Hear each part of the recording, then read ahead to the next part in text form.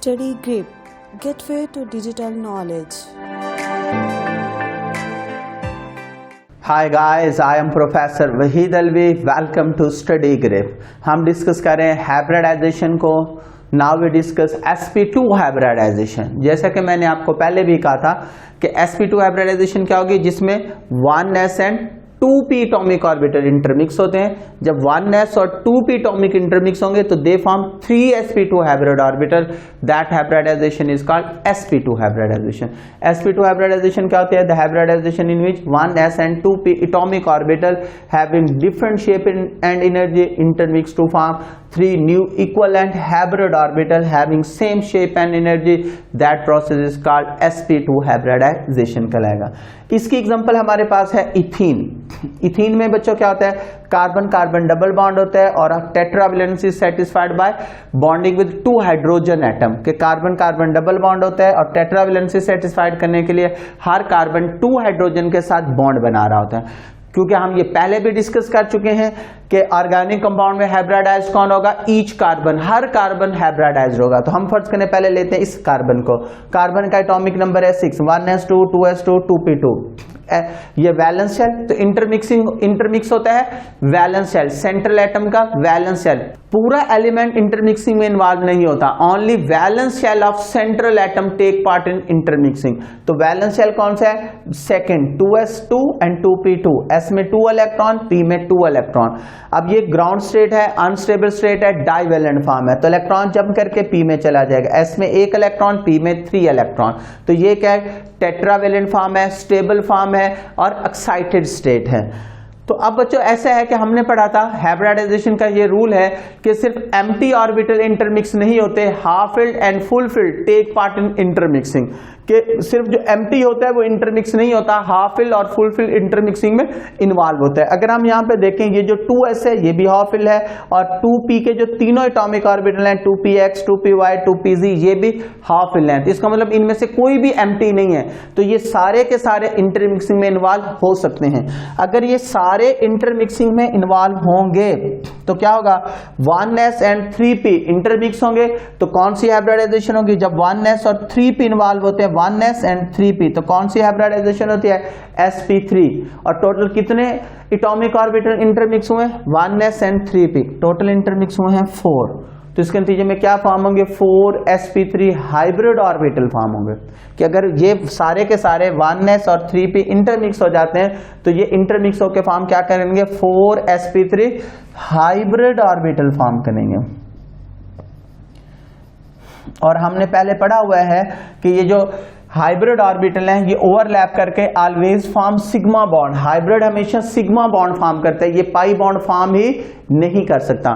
तो जब 1s और 3p ये सारे के सारे मिक्स हो जाएंगे, sp3 हाइब्रिडाइजेशन शो करेंगे, 4sp3 हाइब्रिड ऑर्बिटल बनेंगे. ये 4sp3 हाइब्रिड ऑर्बिटल ओवरलैप करके 4 सिग्मा बॉन्ड बनाएंगे. लेकिन हम यहां पे देख रहे हैं कि ये जो कार्बन है ये 4 सिग्मा बॉन्ड बनाता ही नहीं है. इसमें देखें, कार्बन इस कार्बन से डबल बॉन्ड बना रहा है. डबल में क्या होता है? 1 सिग्मा 1 पाई. और कार्बन इन दोनों हाइड्रोजन के साथ सिंगल बॉन्ड बना रहा है. Single bond is always sigma bond. तो हमें क्या पता चला कि इथीन में कार्बन 4 सिग्मा बॉन्ड फॉर्म ही नहीं कर रहा.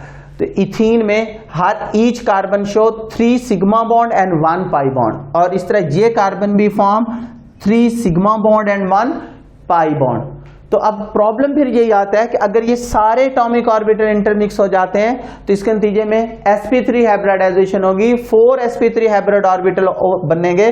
जो 4sp3 hybrid orbital further overlap करके 4 सिग्मा बॉन्ड बनाएंगे. बट इन दोनों कार्बन में से no 1 carbon form 4 sigma bond. Each carbon form 3 sigma bond 1 pi bond. तो फिर बच्चों हाइब्रिडाइजेशन का ये रूल है कि जितने पाई बॉन्ड बनाने होते हैं उतने एटॉमिक ऑर्बिटल हम अनहाइब्रिड छोड़े जाते हैं. तो इसका मतलब ये है कि इसमें हर कार्बन 3 सिग्मा बॉन्ड और 1 पाई बॉन्ड फॉर्म कर रही है. तो इसका मतलब है कि ये 2s 2px 2py that involve in intermixing, ये इंटरमिक्सिंग में इन्वॉल्व होंगे। जो ये 2pz है it does not involve intermixing, ये इंटरमिक्सिंग में इन्वॉल्व नहीं होगा, ये अनहाइब्रिड रहेगा। और क्यों अनहाइब्रिड रहेगा? Because it is utilise in forming pi bond, ये बाद में पाई बॉन्ड बनाने में यूटिलाइज होगा। जैसा कि आपको स्क्रीन पे भी नजर आ रहा है कि ग्राउंड स्टेट में क्या होता है, कार्बन के पास 2 इलेक्ट्रॉन s में, 2 p में, फिर 1 इलेक्ट्रॉन s से जंप करके p में चला जाता है, s में 1 इलेक्ट्रॉन, p में 3 electron, that is excited state है। अब ये s और p के सारे इंटरमिक्स नहीं होंगे, 1s और 2p इंटरमिक्स हो रहे हैं, जिसके अंदर 3 हाइब्रिड ऑर्बिटल बचने, और एक जो है 2pz ये वैसे का वैसे अनहाइब्रिड रहेगा, जो बाद में, और अनहाइब्रिड का एनर्जी लेवल वही होगा जो एटॉमिक ऑर्बिटल का था, अनहाइब्रिड रहेगा, और जो बाद में पाई बॉन्ड बनाने में यूटिलाइज होगा। तो फिर क्या होगा, जब 1s और 2p इंटरमिक्स होंगे तो इसके नतीजे में कौन सी हाइब्रिडाइजेशन होगी? जब अभी हमने पढ़ा जब 1s और 2p इंटरमिक्स होंगे तो that hybridisation is called sp2 hybridisation. और जब sp2 हाइब्रिडाइजेशन में क्या होता है, 1s और 2p एटॉमिक ऑर्बिटल मिक्स होते हैं तो इसके नतीजे में 3sp2 हाइब्रिड ऑर्बिटल बनेंगे। वो जो 3sp2 हाइब्रिड ऑर्बिटल बनेंगे वो एक दूसरे को रिपेल करेंगे, मैक्सिमम डिस्टेंस पे जाएंगे, ट्राइगोनल फॉर्म में अरेंज होंगे, और उनके दरमियान एंगल कितने का होगा, 120 का एंगल होगा। इसी तरह अब जो सेकेंड कार्बन है ये भी सेम टू सेम इसी तरह, इस कार्बन का भी एक एटॉमिक ऑर्बिटल हम अनहाइब्रिड छोड़ेंगे, 1s and 2p atomic orbital intermix होंगे, 3sp2 हाइब्रिड ऑर्बिटल फॉर्म होंगे। जो 3sp2 हाइब्रिड ऑर्बिटल फॉर्म होंगे वो कहां पे जाएंगे, एक दूसरे को रिपेल करेंगे। इस कार्बन के 3sp2, 1sp2, दूसरा sp2, तीसरा sp2, तीनों एक दूसरे को रिपेल करेंगे, मैक्सिमम डिस्टेंस पे जाएंगे, ट्राइगोनल फॉर्म होगी, 120 का एंगल होगा। तो यहां पे जाके बच्चों फर्स्ट स्टेप कंप्लीट हो गया कि atomic orbital intermix to form hybrid orbital, यानी कि इथीन में क्या हुआ, each carbon show sp2 hybridisation and form 3sp2 hybrid orbital. कि इथीन में हर कार्बन ने sp2 हाइब्रिडाइजेशन शो की, और उसके नतीजे में इस कार्बन के भी 3sp2 हाइब्रिड बने और इस कार्बन के भी 3sp2 हाइब्रिड ऑर्बिटल बने। अब नेक्स्ट स्टेप, अब पहला स्टेप मुकम्मल हो गया, हाइब्रिड ऑर्बिटल फॉर्म हो गया। अब अगला स्टेप क्या है, जो हाइब्रिड ऑर्बिटल फॉर्म होंगे वो ओवरलैप करके सिग्मा बॉन्डिंग फॉर्म करेंगे, और hybrid orbital always form sigma bond. अब बॉन्ड किससे बनाना है, बॉन्ड बनाना है हाइड्रोजन के साथ। आप जानते हैं कि हाइड्रोजन का बॉन्ड कौन बना सकता है, s। तो क्या होगा, एक हाइड्रोजन का s इसके साथ ओवरलैप करेगा 1s, दूसरे हाइड्रोजन का 1s इसके साथ ओवरलैप करेगा।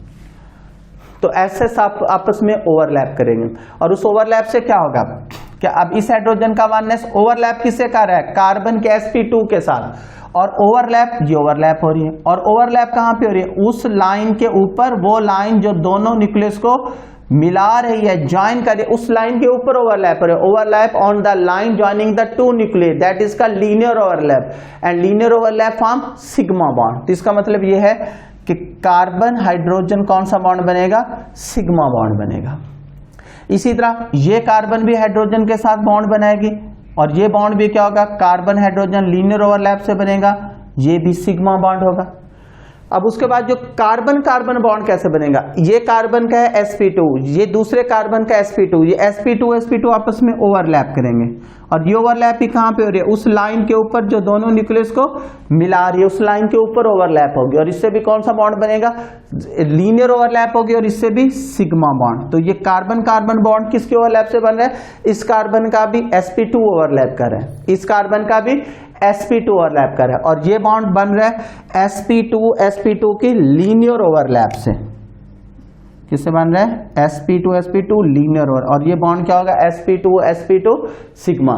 अभी हमने देखा कि इथीन में कार्बन हाइड्रोजन बॉन्ड किससे बन रहा है, कार्बन का sp2 हाइड्रोजन का s, तो ये बॉन्ड बन रहा है sp2s की लीनियर ओवरलैप से। तो कार्बन हाइड्रोजन बॉन्ड होगा sp2s सिग्मा, लेकिन जो कार्बन कार्बन बॉन्ड है ये फॉर्म हो रहा है sp2 की लीनियर ओवरलैप से, यानी कार्बन का बॉन्ड बनाने में इस कार्बन का भी sp2 ओवरलैप कर रहा है और इस कार्बन का भी sp2, तो ये sp2 की लीनियर ओवरलैप से बन रहा है।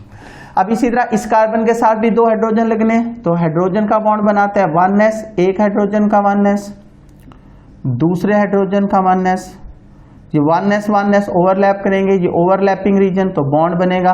बॉन्ड बनाने में कौन यूटिलाइज हो रहे हैं, इस कार्बन का sp2 इन्वॉल्व है और इस हाइड्रोजन का s, तो ये बॉन्ड भी बनेगा sp2s ओवरलैप से sp2s सिग्मा बॉन्ड होगा, और ये ओवरलैप होगी, ये ओवरलैप भी sp2s की लीनियर ओवरलैप हो रही है, इससे भी कार्बन हाइड्रोजन के दरमियान sp2s सिग्मा बॉन्ड बनेगा। तो यहां से हमारे पास कंक्लूजन क्या आया कि इथीन में कार्बन कार्बन बॉन्ड फॉर्म होता है sp2 की लीनियर ओवरलैप से, and that bond is called sp2 sigma bond. Carbon hydrogen bond is formed by sp2 hybrid orbital of carbon and 1s atomic orbital of hydrogen, therefore it is called sp2s sigma bond कहलाएगा। तो अब ethene में 5 sigma bond होते हैं, जिसमें 4 होते हैं carbon hydrogen sigma bond that are found by the sp2s linear overlap and that is called sp2s sigma bond. एक होता है कार्बन कार्बन सिग्मा बॉन्ड और ये बनता है sp2 की लीनियर ओवरलैप से, that is called sp2s sigma bond. अब लास्ट में रह गया 1 पाई बॉन्ड, तो पाई बॉन्ड किससे बनेगा, जो हमने एक पी क्या छोड़ा था, अनहाइब्रिड। ये सारे एटम्स क्या होंगे, विद इन अ प्लेन, जैसे ये कार्बन में देखें सारे एक प्लेन के अंदर हैं, तो ये सब के सब एटम्स क्या होंगे, विद इन अ प्लेन होंगे। अब हमने कार्बन का जो एक पी छोड़ा था, तो ये पी क्या आएगा, परपेंडिकुलर टू प्लेन आएगा। परपेंडिकुलर टू प्लेन कैसे आएगा, अब फर्ज करें एक हमने इसका पी अनहाइब्रिड छोड़ा था, इस पी को हम ज़ाहिर करते हैं डॉटेड लाइन से। डॉटेड लाइन का मतलब क्या है कि ये क्या आएगा, परपेंडिकुलर टू प्लेन, ये पी। एक इसका पी अनहाइब्रिड छोड़ा था, ये भी क्या आएगा, perpendicular to plane. Perpendicular plane का मतलब क्या है कि अगर ये सारे एटॉमिक और ये सारे कार्बन कार्बन कार्बन प्लेन के अंदर हैं, तो एक इधर आएगा carbon hydrogen perpendicular to plane, एक इधर आएगा, यानी कि ये प्लेन में होंगे बाकी सारे कार्बन हाइड्रोजन बॉन्ड, और ये जो पी जो आएगा ये कैसे क्या होगा, परपेंडिकुलर टू प्लेन होगा। ये ऊपर नीचे से पैरेलल ओवरलैप करके क्या बनाएंगे, पाई बॉन्ड। तो अब ये जो हमने एक एक पी अनहाइब्रिड छोड़ा था, ये परपेंडिकुलर प्लेन आएगा, और ये क्या शो करेगा, पैरेलल ओवरलैप, और इस पैरेलल ओवरलैप से इनके दरमियान क्या बन जाएगा, पाई बॉन्ड। तो इसका मतलब है इथीन में ये जो पाई बॉन्ड है that is found by the parallel overlap of perpendicular unhybrid pz atomic orbital के जो अनहाइब्रिड हमने 2 pz एटॉमिक ऑर्बिटल छोड़े थे, उनकी पैरेलल ओवरलैप से पाई बॉन्ड फॉर्म होगा। तो इंशाल्लाह हम नेक्स्ट लेक्चर में sp हाइब्रिडाइजेशन के साथ हाजिर होंगे। तब तक के लिए इजाजत दीजिए, अल्लाह हाफिज। Thanks for watching. For more updates, download Study Grip app from Google Play Store.